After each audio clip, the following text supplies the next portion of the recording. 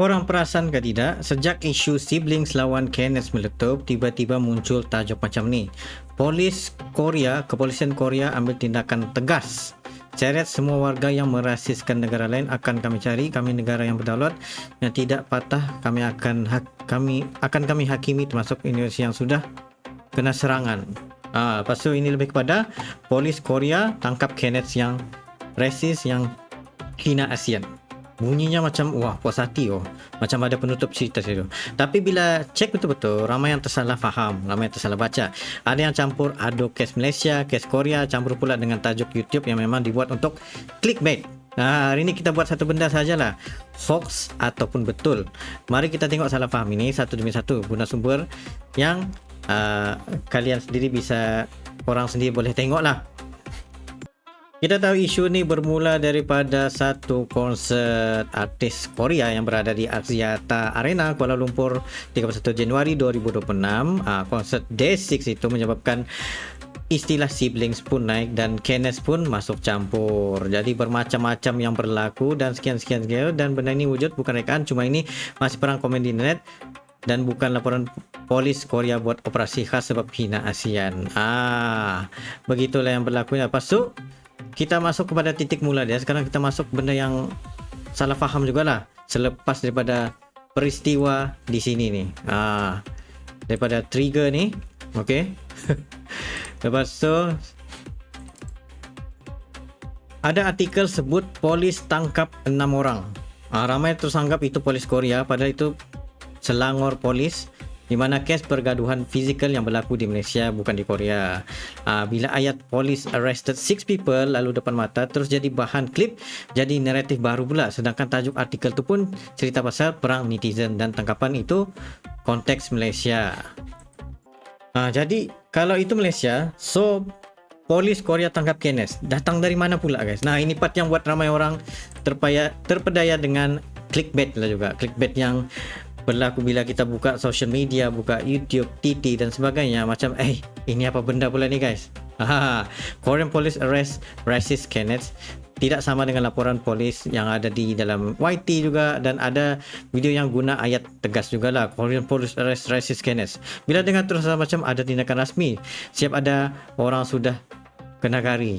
Masalahnya tajuk itu bukan dokumen siasatan. Kalau video itu tidak bagi nombor kes, tidak bagi kenyataan polis, tidak bagi sumber daripada berita Korea yang sah, dia cuma sekadar naratif saja. Ini bukan bermaksud isu rasis itu tidak wujud. Tetapi kena pastikan isu rasis itu memang dilaporkan. Banyak media besar tulislah. Yang tidak kukuh ialah klaim polis Korea tangkap Kenneth sebab hina ASEAN sebagai satu cerita rasmi yang sudah selesai. Jadi sekarang persoalan dia, polis Korea langsung tidak buat apa-apa kah bila orang buat komen melampau? Jawapan dia, polis Korea memang ambil tindakan, cuma konteks dia lain. Okey, lain tu Korea memang buat siasatan tentang malicious commenters. Ni police arrest men for defamatory comments on Jeju A disaster, sebagai contoh macam inilah yang kita tengok. Tapi bukan sebab label Kenneth lawan siblings, tapi lebih kepada direct kepada tentang defamatory comments, bukan ataupun malicious comments lah begitu. Dan fitnah online memang akan diambil tindakan. Fitnah online, gitu. Ada kes orang tulis komen memfitnah, hina mangsa, sebar maklumat palsu dan polis buat siasatan, kenal pasti suspek, kemudian kes dibawa ikut undang-undang berkaitan. Ini penting. Tindakan polis Korea biasanya fokus pada kes spesifik. Ada mangsa spesifik, ada laporan, ada bukti, ada siasatan. Bukan sebab netizen Korea hina ASEAN secara umum, terus polis buat operasi tangkap ramai-ramai. Contoh yang lebih dekat dengan realiti tindakan polis Korea terhadap komen difamasi, ini kes yang dilaporkan dalam berita berbahasa Inggeris yang kita tunjukkan sekarang ni. Dan apa pengajaran dia kalau korang nampak tajuk polis Korea tangkap Kenneth? Jangan terus percaya. Tanya dua benda dulu. Pertama, kes ini berlaku di mana? Pasuk Korea ataupun Malaysia? Kedua, tangkapan ini sebab apa? Sebab perang fandom kah? Atau sebab difamasi dan kes polis yang ada laporan? Lepas tu satu lagi, kalau polis sendiri tidak ambil tindakan, jadi macam ada gerakan daripada siblings juga, di mana gerakan tersebut mereka ingin untuk boikot barang-barang daripada Korea. Lepas tu boikot K-pop, boikot K-drama. Begitulah yang berlaku sekarang ni.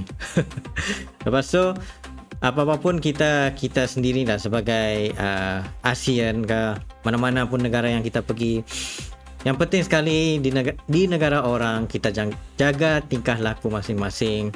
Walaupun ada orang sejahat mana pun yang daripada luar negara masuk ke negara kita, cubalah kita sedikit sebanyak untuk memberikan pengajaran kepada dia.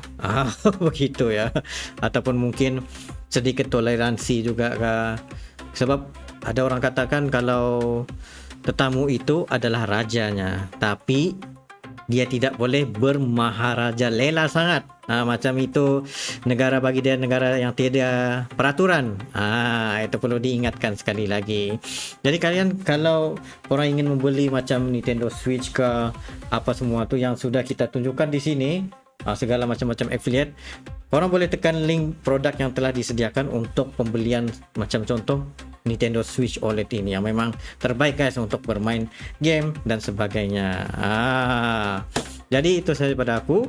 Thank you very much for watching. Jumpa lagi next time.